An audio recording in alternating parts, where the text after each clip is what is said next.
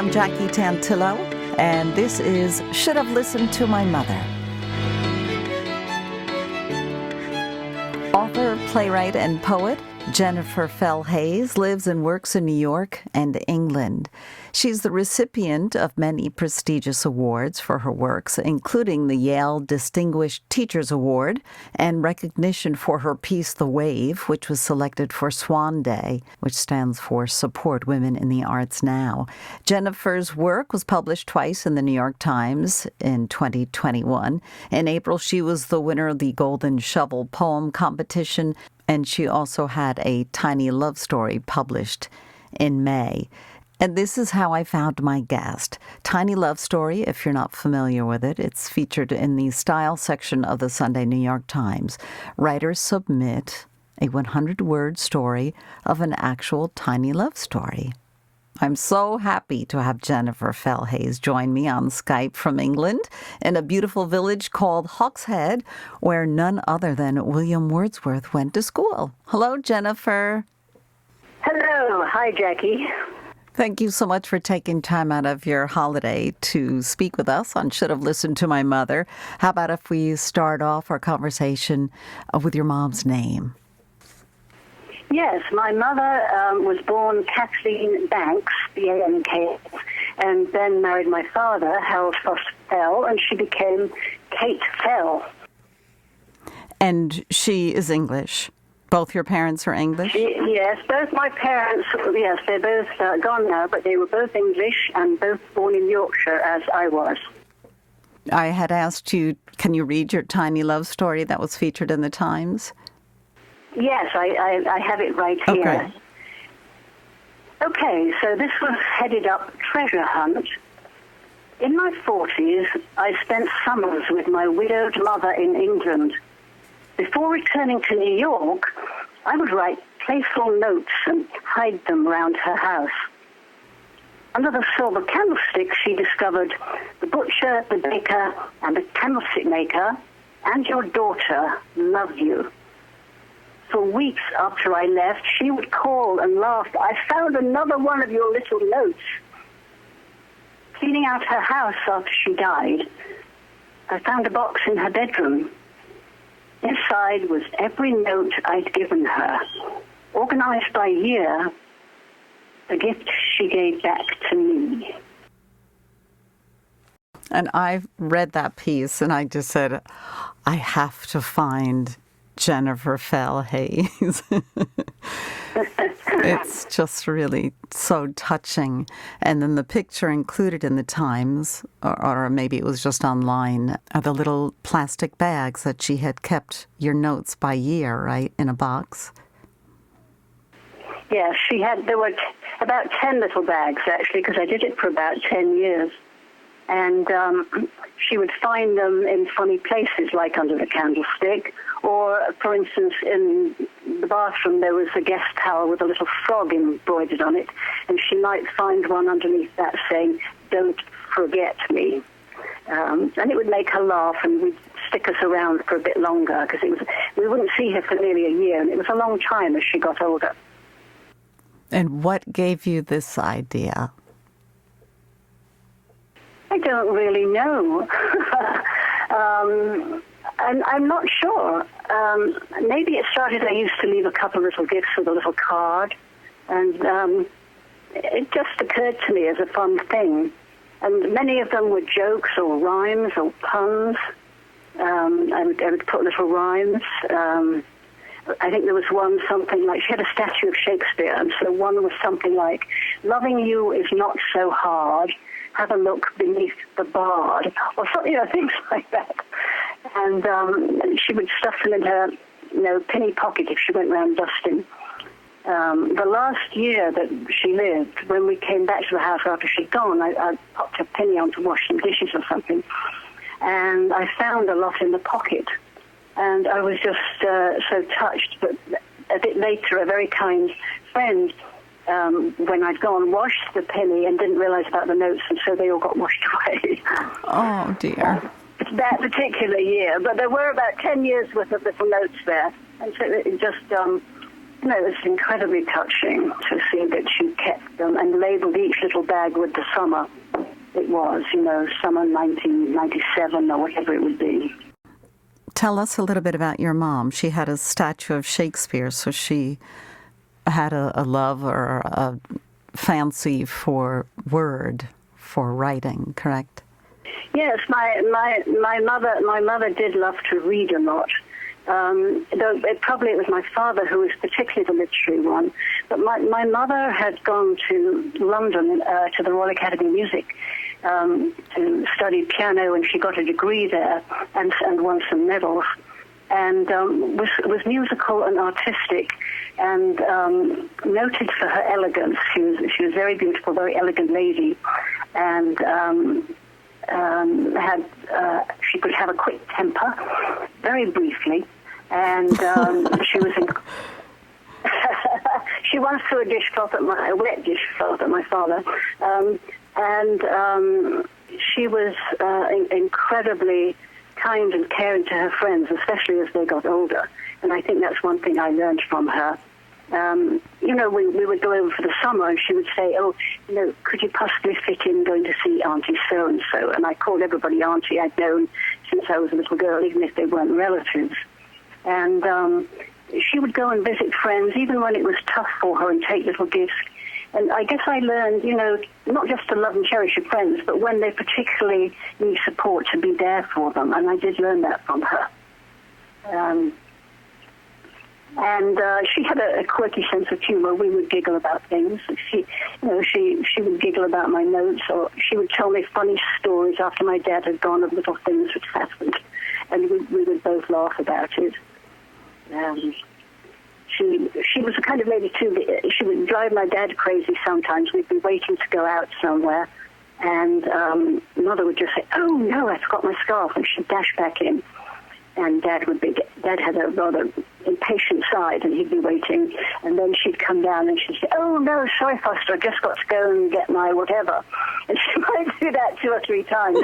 And there was one famous occasion when my father kind of just lost it, and he said to my brother, "Never marry a woman, Jeremy." Oh my gosh. Did she do it on purpose to get him? No. And I find I do that a bit sometimes now. My husband's waiting, I say, "Oh no, I forgot my cell phone." So I'm not sure what that was, but it became, a bit of family fun. We'd laugh about it. Did she continue with her music after she had the family? Is it just you and your brother, or are there other siblings? Well, what happened really was war broke out, World War II, and it was very hard for her to practice. My father was away; he was an officer in the British Army, and my brother and I were babies, and she moved in to live with her mother. But life was, pretty tough then, and there was never time to play the piano much. So after the war, she would go. She had a beautiful grand piano. She would go and play it. I remember as a little girl creeping to the top of the stairs after I was supposed to be in bed to listen to her playing, some Chopin or a Brahms waltz downstairs, and it was quite kind of magical. But she would get very frustrated because she was a perfectionist, my mother too, and she'd been used to playing well. And because she hadn't practiced, she knew, it didn't sound to us bad, but she knew. And so in the end, when they downsized and went into a smaller house, she sold her piano. And I always felt a bit sad about that. But she found many ways for her artistic outlets, I think. And when my daughter was little, she made up endless ways to sort of amuse a child. She got a kind of cardboard box and made a wonderful little dollhouse with it, with things she found and made, and that kind of thing. And she read, and the house always looked beautiful, and she was a brilliant cook. One of the things I really miss is my mother's homemade sweets or cakes, or she could make a fantastic meal out of practically nothing. What's one particular meal that you thought was just delicious and above and beyond? My home, well, always on my first night home, when I would come home from somewhere, she would cook a salmon, a big piece of whole salmon in the oven, and it was always delectable, perfectly cooked. And she would make a homemade, not really a mayonnaise, but a homemade kind of dressing that would go with it. And she would slice cucumbers in vinegar and other things that were delicious. And that would be served with asparagus and new potatoes. And it's just not a fancy meal, but everything would be perfect, and everything would be lovely. And I try to cook it myself, and my husband says he really likes, the way I cook salmon, but I always feel it's not quite up to my mother's standard. Oh, gosh, that's hard, right? Oh, but it's so great. Did you used to cook with her when you were little? A little bit, yes. I went away to boarding school at 9, you see, and so I was away a lot of the year. But I would cook with her a little bit. Actually, it's my brother who's a brilliant cook who learned more from her. I was less interested at the time, but then I'm quite a good cook now, and I love it, and I think it's because of her. And how about you tell me some more ways that your mom influenced your life? Because she had been to London to study music in the 1930s, and that was pretty unheard of for a young woman then. But my grandfather, was wonderful enough to let her go do that. Because when in my turn, I went to school at 9, as I just said, that's what reminded me, and, most of the other people in my class were 11, so I graduated instead of at 18. I took my advanced levels at 16, taken my O-levels at 14, and you're meant to be 16 for O-levels and 18 roughly for A-levels. It varies a bit. But anyway, I graduated 2 years early, and nobody quite knew what to do with me at that time. The headmistress had thought I should go to Oxford, but nobody really talked about it. I just left school. And so eventually, after being in Belgium a while to speak French, because I'd done A-level French, my mother said, well, you should do a secretarial course. It's always a useful thing. So I did. And then she said, well, look, Jenny, in the local paper, they're looking for a young reporter. Why don't you apply for that? So I did, and I got the job, and I loved it. But I found that after a year doing that, if I'd wanted to carry on, I would have had to specialize in fashion and cookery. Well, I like fashion, I like cookery, but I didn't want to spend my life with that. I'd been doing court reporting and all sorts of somewhat exciting local stories. So I thought, no, that's not right. And my mother then, again, she said, well, look, you've always been very keen on drama. You did very well at school with those exams. Why don't you apply, to do drama? And then she said, maybe you could teach drama a little bit and support yourself for your writing. And so she had a teacher at her school who became a famous novelist called Marguerite Steen. And she had taught Mother what was then called elocution, speaking nicely, but she wrote little plays for the schoolgirls to put on, and Mother had been very taken with her. And so I thought that's a good idea. And I was taking some lessons with a local teacher, and she said, well, if you're serious about it, you should go to London and stay in Yorkshire. And people said to my father, don't let your daughter go to London, spend all that money. She's only going to get married. Spend the money on your boy. And my father, luckily, and I'm sure with my mother's advice, said, if that's the best place for her to do it, she should go there. So I was lucky, and I wound up at the Central School of Speech and Drama.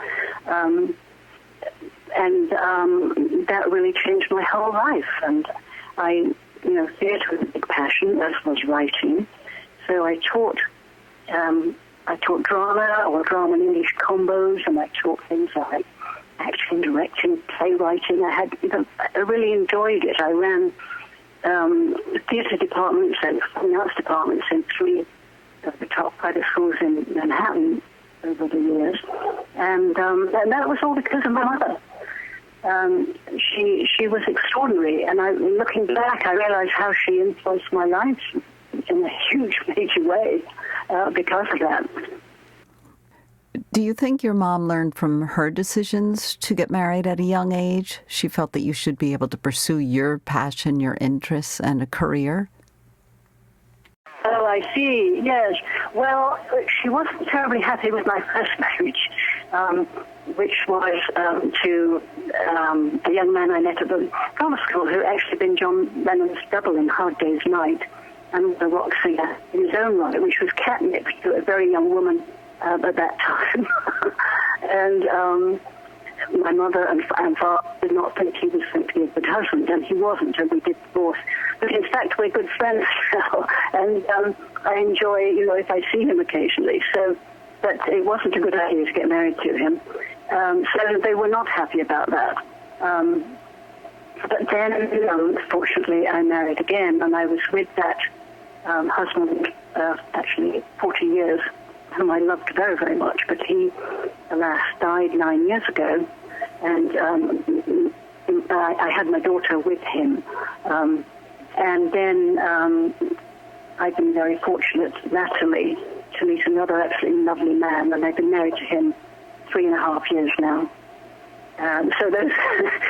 So Mother was very happy to see me.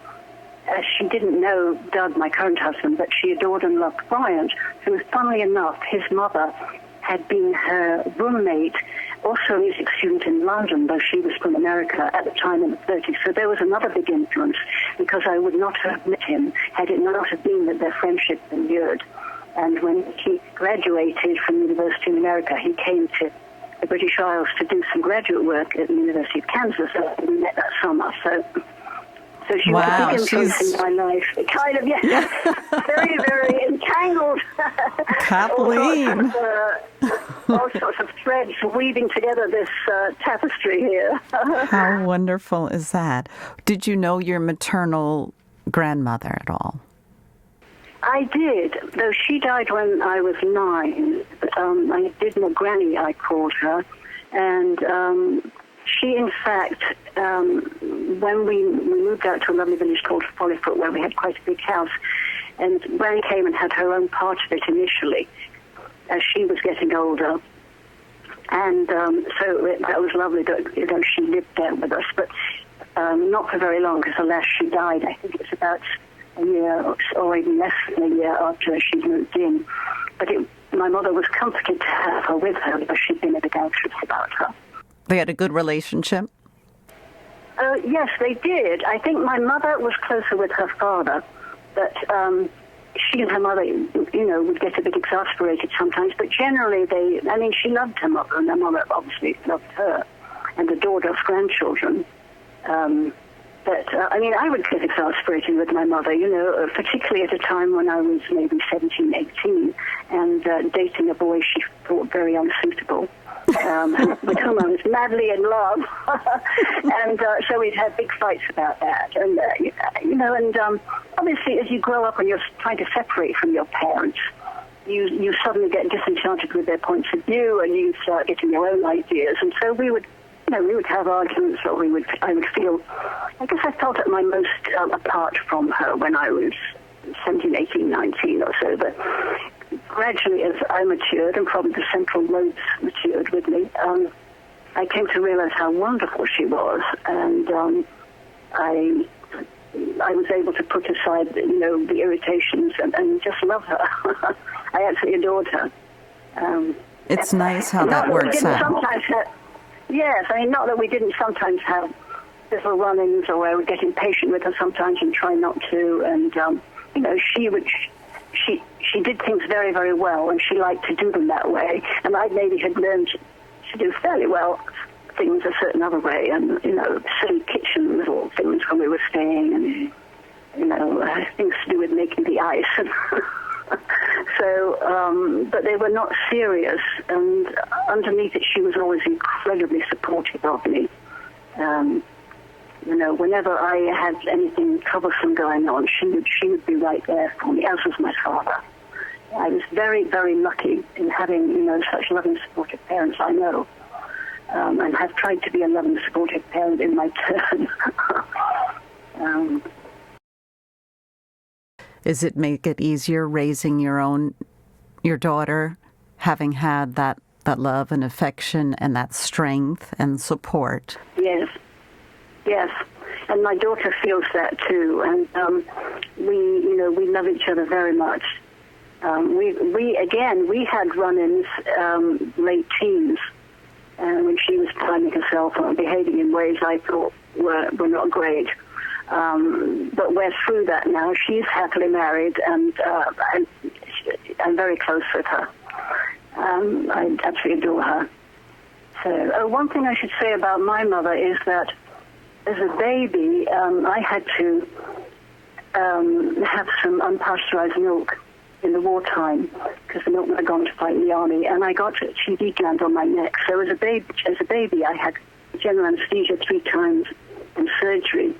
And so my mother was particularly protective of me as a little girl because I tended to get sick quite often, and had funny things like I had to have my tonsils and adenoids out. I had an emergency appendix. I had various little emergencies like that. But she was incredibly loving and tender nursing me when I was unwell. Did she, when you say she protected you, was she worried for your health and well-being, like she didn't want you to be a little kid and run around and play, or she was just concerned about your health? She was concerned about my health. I didn't hear the second part of what you said. Was she, some moms, because of fear, right, they wrap their arms around their child so much to protect them. Yeah, there was a little bit of that. She was worried when I started work as a reporter I wouldn't be able to sustain a day's work. In fact, I'm particularly strong and fit as a flea, and she got astonished later at my teaching all day, directing all night, writing. She couldn't believe everything that was going on. But I had been, quite poorly as a little girl, and so it was understandable. And I think frightening for her because her mother had lost a child. Her older sister died before she was born, age 3. And so there was that running through the family, I think. So when her child, had to have these surgeries, and because it was wartime, one of the surgeries, she took me to the hospital. And apparently they said, take me up to the outside the operating theatre. And a doctor or a nurse came to take me from her arms. And my mother said, are you going to put her out before you take her in? And they said, oh, no, babies don't remember. They grabbed me. Apparently there were claw marks on her arms where I clung to her. And Mother tried her best to argue the toss, but they grabbed me and took me off. And what happened later, when I was about 12, I'd had nightmares for quite a while. And I told Mum one day, and the nightmare was of people with masks over their faces coming at me with long silver things. So don't say babies don't remember. You remembered. Oh. Yeah, so she would tell me that story, and she was still upset about that. When you listen to your mom playing the piano, music often helps your imagination. Would you ever create stories as a child listening to that music? Is that something that instilled your imagination? Yes, I think so. I think I like to, when I'm writing, I like to have some classical music playing. I find it inspires me. I love music. I love going to concerts. I play music constantly at home. And that all stems from that time, I think, when she would play. And I've always had as a child, I had a very active imagination. And, would make up stories. I wrote my first quotes around it book when I was 6 about the Princess Atalanta. And I think, listening to music, listening to Mother playing or to other people playing, I would get sort of images and thoughts. And I think that can inspire poetry too. I think music's very important in my life. So yeah. So when I ask the question, are you who you are today because of or in spite of your mother? Yes. Well, it's because of my mother. I mean, some of the fighting to be myself, I suppose you could say in spite of, because I want him to be my own person, but really I owed, and I've only been thinking of this recently, how much I do owe to her for all, the way my path of life went in shaping my career and doing theatre, writing plays and writing other things, and teaching was really inspired by what Mother had told me and what she said. And I think it's been an absolutely marvelous career. I really loved it. Do you think she believed in herself as a mom? Did she think she was a good mother? I think she did, yes. I think she did. I think she knew how much she had put into being a mother and being a good mother. She put tremendous effort into that. As I say, was really always there for me. She was very in tune with me because, even like a little psychic thing. I remember one day when I was teaching, I had stayed home because I had a fever, I was sick. And it was like a weekday, and the phone rang, and it was my mother. And I said, "Heavens, Mum, why are you calling now? I should be at school." And she said, "Oh, I just had a feeling you weren't well." That kind of thing. She sort of picked me up, emotionally, mentally, I don't psychically. Yeah, that's pretty great. I think we were very close, and I think she felt she was a good mother to me, and I certainly told her so. When she got older, she knew how much I loved her. And in fact, the last 3 years of her life, because she'd had a bit of heart failure and been hospitalized 3 years before, and I'd flown through the night thinking she wouldn't make it, but got to the hospital, and there she was sitting up in bed saying, "Well, why on earth have you come? What a waste of money, Jane." Great. And she nearly died. But, so for the next 3 years, I rang her every day from New York on a, I had one of those, at the time you had you could buy them at the newsagent, a pay card. I can't remember what it was now. It was a phone card or something. And you would put in the money, and then you could make a long-distance call. So I called her every day just to sort of check up she was okay. And the night she died, the night before she died, I had done a performance of a play that week, You Can't Take It With You, ironically called. And the Saturday morning, I went to ring her to tell her how it had gone. And the phone rang and rang and rang, and there was no answer. I got this terrible cold chill, and I thought, oh no. And then she came to the phone, and she was giggling, and she said, "You just caught me in the bathroom." And we had a lovely chat, and we talked about, I was going to go over just after Christmas, this was November, and we talked about what we would do when I came, and made lovely plans, and that was it. And the next day, therefore, after another performance, I didn't call her right away. I was having a bit of a lie-in on Sunday morning, and when I got up, the phone was ringing, and it was a friend to say she'd died. And so it was so funny that I'd been so worried the day before and thought she'd gone, and then it was the next day. Pretty devastating. And so many of us have been through losing a loved one, but so I'm sure anybody listening can relate to that and knows that. But, trying to get England to get there, just, you have to deal with these things and live through them. But it was very devastating, particularly as I'd adored my dad, and he'd gone already. So then, when both parents are gone, and Mother, I just had loved her so much. So I was so excited when they took, they liked the little tiny story for the Times, and I thought, oh, I wish that she could have known about that. She would have been so tickled. I'm sure she knows, and I'm so glad we shared it. I'm so appreciative that you were willing to have this conversation. Well, thank you very much for inviting me, Jackie. Thank you so much. Joining us via Skype from Hawkshead, England, author, poet, and playwright JenniferFell Hayes. Do yourself a favor and check out the Zoom performance of her one-act reading of Seal's song, Deep Water and Overboard. It's really, really great. I'm Jackie Tantillo. Join me next week on Should Have Listened to My Mother.